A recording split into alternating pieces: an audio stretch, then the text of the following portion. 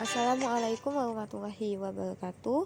Perkenalkan, saya Yunita Utami. Jadi pada kesempatan kali ini saya akan mempresentasikan hasil tugas saya mengenai mata kuliah Filosofi Pendidikan Indonesia, yang mana saya akan membahas tentang topik 1, koneksi antar materi.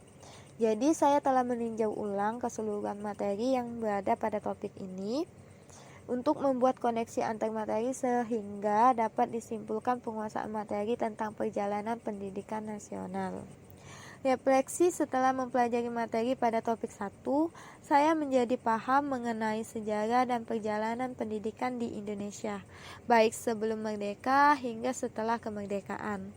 Pemikiran-pemikiran Ki Hajar Dewantara menjadi landasan yang diimplementasikan pada pendidikan Indonesia saat ini, yaitu melalui penerapan kurikulum merdeka.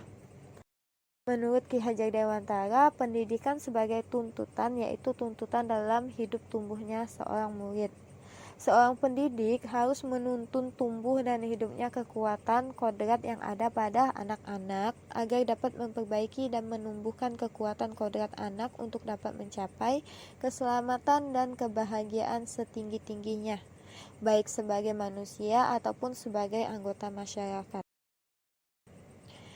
Jadi sebelum mempelajari materi pada topik ini, saya sempat memiliki pikiran dan berpikir bahwa mengajar hanya terfokus pada tuntutan kompetensi sesuai kurikulum yang ada.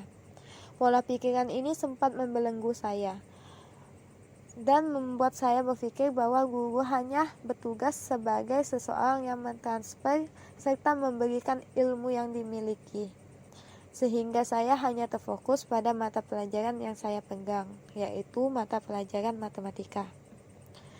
Sekarang, saya menyadari bahwa tugas seorang guru tidak hanya menyampaikan dan mentransfer ilmu yang dimilikinya.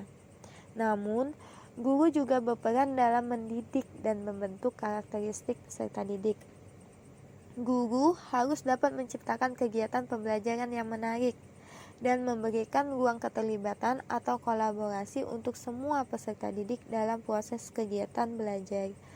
Hal ini berfungsi agar peserta didik memiliki pengalaman dalam kegiatan belajar sehingga mereka dapat lebih memahami dan mengingat pengalaman yang telah mereka lakukan.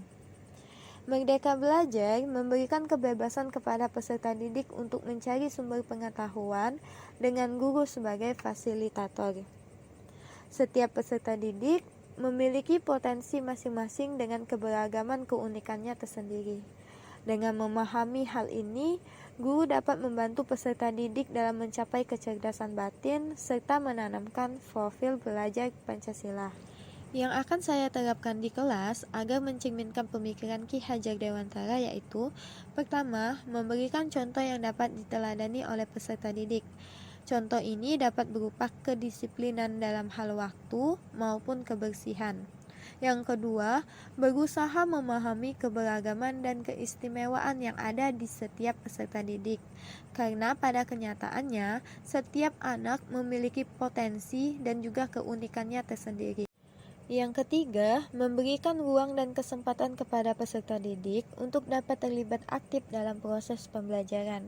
Dan yang keempat, menerapkan strategi pembelajaran yang bervariasi sesuai dengan kebutuhan dan karakteristik yang ada pada peserta didik. Demikian presentasi yang dapat saya sampaikan. Atas waktu dan kesempatannya saya ucapkan terima kasih. Wassalamualaikum warahmatullahi wabarakatuh.